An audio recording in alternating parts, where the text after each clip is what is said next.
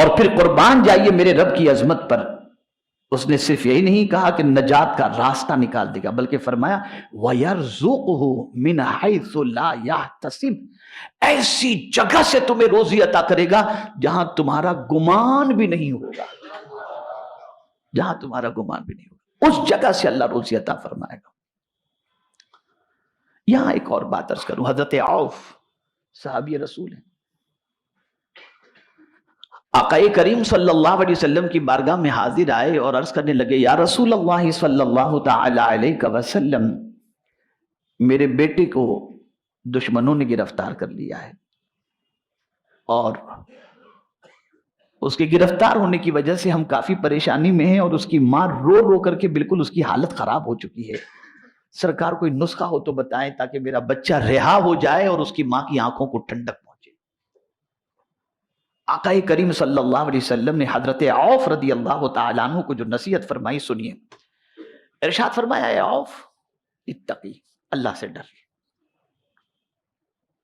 اللہ سے ڈر اور صبر اختیار کر، اور لا حول ولا قوت الا باللہ العلی العظیم، تو بھی پڑھ اور تیری بیوی کو بھی بول کے وہ بھی پڑھے۔ حضرت عوف رضی اللہ تعالیٰ عنہ گھر تشریف لے گئے، اپنی بیوی سے فرمایا کہ حضور صلی اللہ علیہ وسلم نے یہ عمل عطا فرمایا ہے اور ارشاد فرمایا ہے کہ اللہ سے ڈرو، صبر کرو، اور لا حول ولا قوت الا باللہ العلی العظیم کی کثرت کرو، تم بھی پڑھو میں بھی پڑھوں۔ اس نے کہا کیا ہی اچھی بات حضور نے بتائی ہے، چلو اس پر عمل کرتے ہیں۔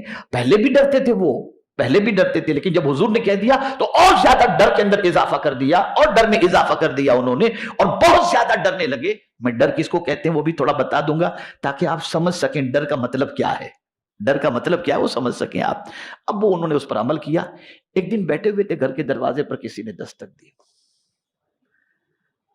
تو حضرت عوف رضی اللہ تعالیٰ عنہ نے دروازہ کھولا، تو جو بیٹا جس کو دشمنوں نے گرفتار کیا تھا ان کا نام سالم تھا، حضرت سالم، وہ گھر کے دروازے پر۔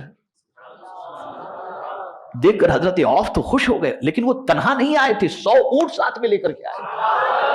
کتنے اونٹ؟ 100 اونٹ ساتھ میں لے کر کے آئے تھے، خوشی کی انتہا نہ رہی۔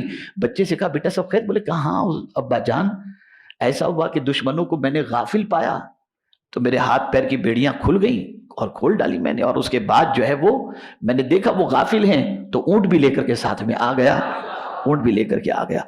اب یہاں پر مفسرین کا کہنا ہے کہ اگر تم بے گناہ ہو اور تمہیں کوئی پریشانی اس قسم کی لاحق ہو گئی، تم لا حول ولا قوت الا باللہ کی کثرت کرو، اللہ تمہاری پریشانی کو دور فرما دے گا۔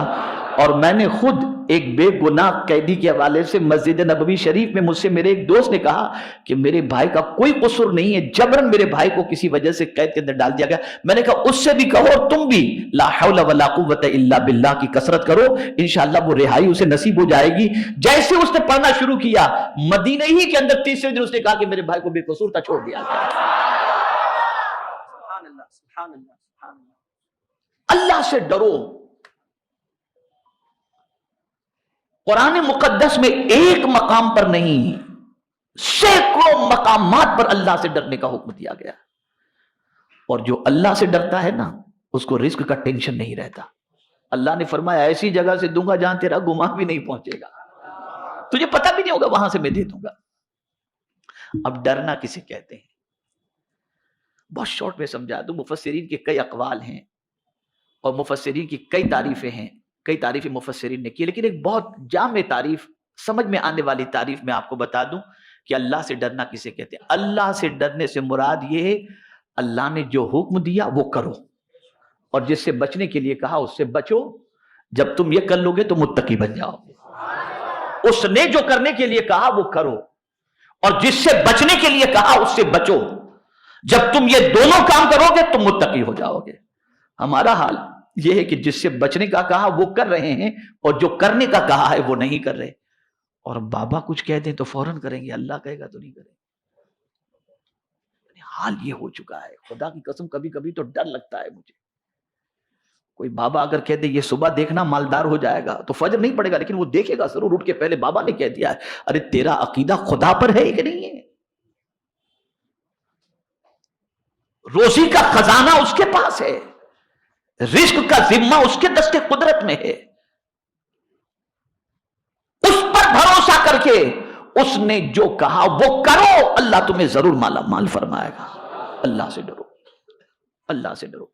اور پھر قرآن کیا ایک انداز ہے کہ کہیں دعویٰ ہوتا ہے تو اس کے ساتھ دلیل اللہ عز و جل فوراً فرما دیتے ہیں وَمَن يَتَّقِ اللَّهَ يَجْعَل لَّهُ مَخْرَجًا وَيَرْزُقْهُ مِنْ حَيْثُ لَا يَحْتَسِبُ.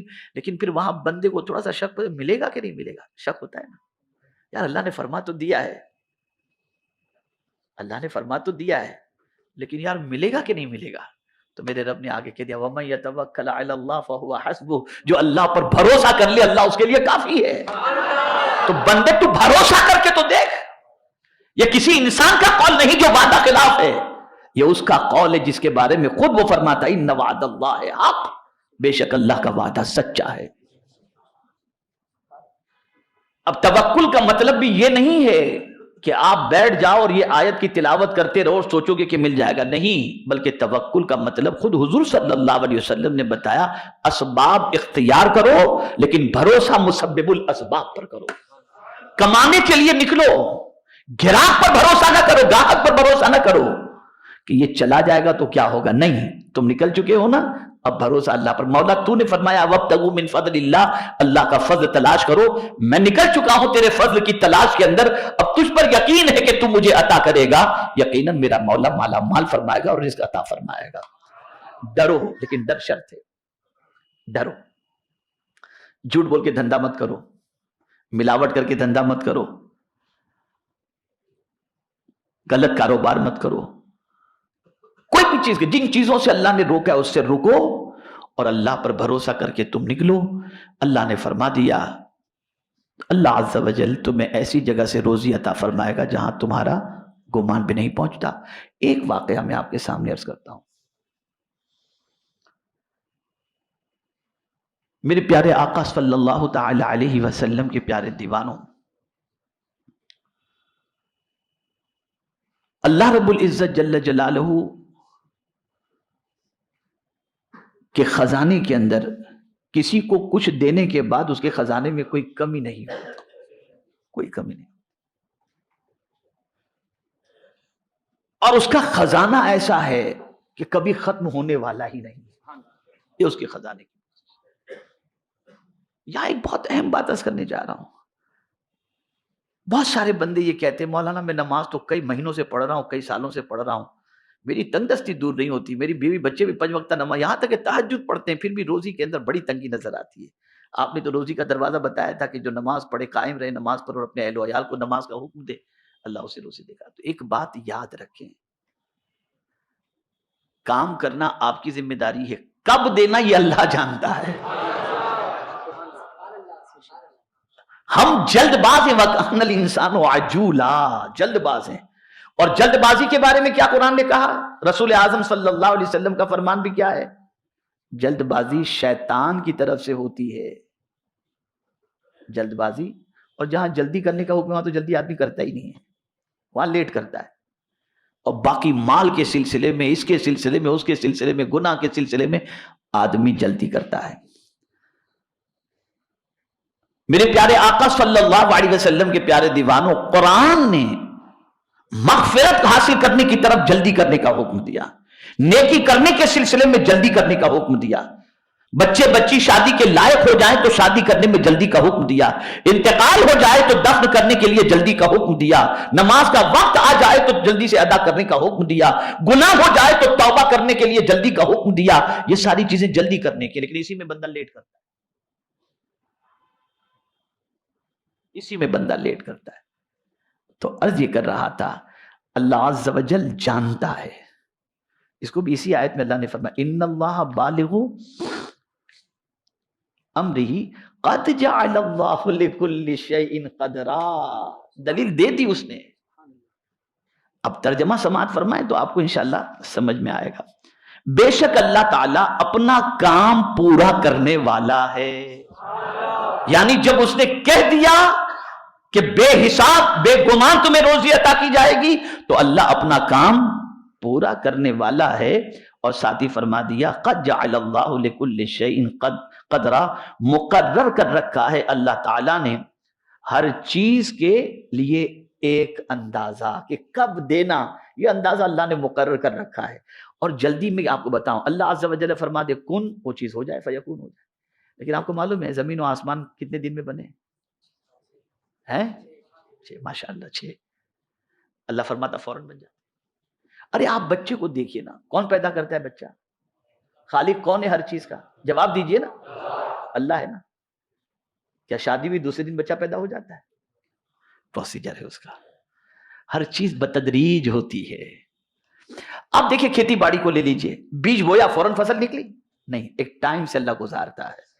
بس یہ جب آپ کی سمجھ میں اتنی بات آ گئی نا تو آپ کرتے رہیے. جب اللہ دینے کی بات کیا ہے تو وہ دے کر کے رہے گا، لیکن کب دینا یہ وہ جانتا ہے.